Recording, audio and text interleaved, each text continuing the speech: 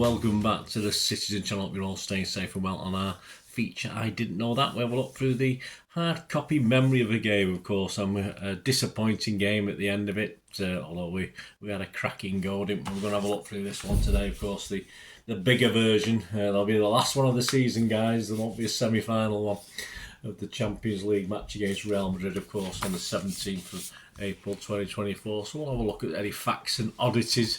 A couple of good images in here as well for this copy of the programme. We've only got, so that makes it just two more home ones left, doesn't it? Two more home ones to do, but we've still got another, at least another 4 away ones and an FA Cup semi-final to look at, so we'll see how we progress, but join me for this anyway. Please, if you're new to the channel, push that subscribe up, push the bell notifications, everything City past and present, as long as we can keep going. Many games we can fit into a season. Great to have you on board. Have a look around the channel. You'll see some stuff on film and TV, another passion of mine. If you've any interest in that or know someone who might be interested, just point them in my direction. I'll be very grateful. Get them to subscribe, jump on board. Right, let's have a look. Same old Champions League style, of course. Not as good as the Premier League, FA Cup, League Cup ones, but it's okay. It's all right. Just the bigger writing, a bigger programme, bigger costs. So there you go. Full house for City. Did you know? Well, about City, Rodri features his Champions League stats, 7 appearances. He's covered just under 75 kilometres. There you go. So if my maths is correct, that's just over 10 kilometres a game. 74.99 he's covered in those games. And his pass accuracy is completed 710 of 765 passes, which means 92.58% pass accuracy. That's not bad for our Rodders, is it? John Stones, again, he's made 5 appearances in the Champions League. He's covered a bit less than old Rodri, 39.28 kilometres, and his pass accuracy is always a lot better. Yes, his pass accuracy is 96.6%. Sean Golcher features in this one. He picks his main game, and it's something I've covered on my own little channel anyway, so I'm not going to do any great shakes about it. Of course, he picks the game where we beat United 3-1 on November 2002, the last ever main road derby, of course, with that famous one where he nicked it off old Neville, and poor old Barthez was left looking a bit of a clown. Well, they're all looking a bit of a clown, but a great day. It was a great day, but no surprise Sean picked that day. Here's a quiz question. We'll have the answers before we go. There's 10 questions. I thought they were quite easy, I think, this week, but this one it should be easy. You should get this one anyway. How many Champions League trophies did Kovacic win as a Real Madrid player? Yeah, not how many has he won in total. How many did he win as a Real Madrid player? Give you the answer before we go. Erling Haaland, yes, some interesting facts on Erling. His mother was a Norwegian heptathlon athlete. There you go. So explains some of the positions he gets into when he's trying to score a goal. I think with the old jumping over bars, etc. And talking about jumping, at age 5, he set a world record for a standing long jump. He jumped 1.63 metres. I didn't even know that was a thing. I mean, I might have got a world record if I started doing things at 5 years old. Who knows? But 1.63 metres. So what's that? That's about 5 foot from a standing thing for a 5-year-old. I suppose you could throw them further, couldn't you? But we'll not go into that. He scored 9 goals in an under-20s World Cup game against Honduras. The game ended 12-0, so that wasn't too bad. But they still did win the competition, so that doesn't mean anything, does it? Gary James looks at our 2019-20 Champions League campaign. Of course, with COVID affecting it, it meant it lasted over 11 months. It was the season Kyle Walker, of course, kept a clean sheet when he went in goal against Atalanta. I wonder how they're doing. Not doing too bad, are they? Another disappointing defeat, though, of course, in the quarter-finals again. This time it was that one-legged affair, wasn't it, where most City fans think Pep made a bit of a mess of it, and we went out, of course, 3-1 to Lyon in Lisbon. In kitting out, Marc McCarthy looks at the 2012-13 dark blue third kit. We'll have more on this before we go. It's the Umbro one, but the connections with David Silva.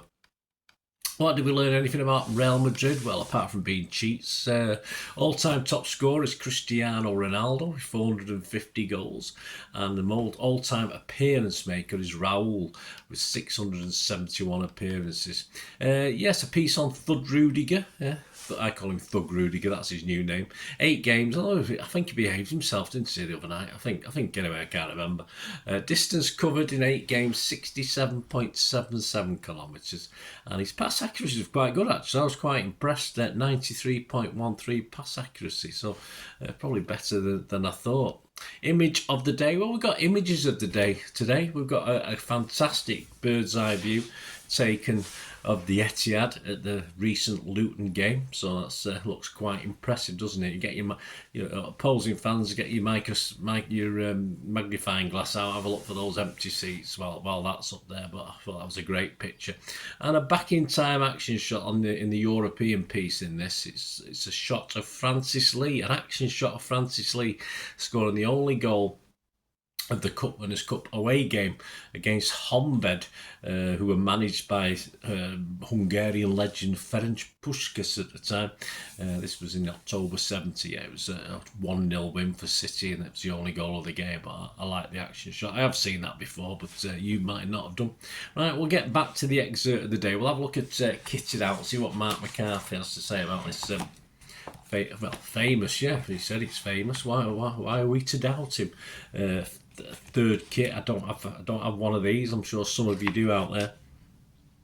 He goes on to say, City's first competitive meeting with tonight's opponents, Madrid, proved to be a sign of things to come. The two sides playing out a thrilling encounter at the Bernabeu on the 18th of September 2012. Goals from Edin Dzeko and Kolarov had us leading 2-1 at one stage, although we ended up losing the game 3-2. In what proved to be Umbro's final season as City's kit manufacturer, Spanish midfield genius David Silva would play a starting role in this dark blue third strip before receiving a standing ovation from both sets of supporters. When he was replaced by Sami Nasri, Silva enjoyed a glittering spell with City following his move from Valencia in July 2010, earning the nickname Merlin by his teammates shortly after arriving at the club. A 10-year stay ensured him legendary status among the Blues faithful, a stay in which he would appear 436 times, hitting 77 goals along the way, making him one of the most decorated players in the club's history.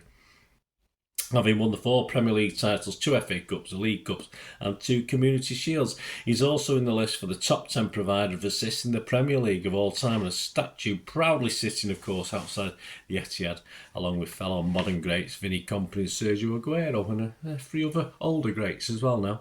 Silva earned 125 caps for Spain, scoring 35 times, making him the 4th highest goal scorer of all time. He was a World Cup winners' medal and 2 European Championship winners' medals. For me, I'm too young to have seen the greats of the late 60s. All right, don't brag, Marc.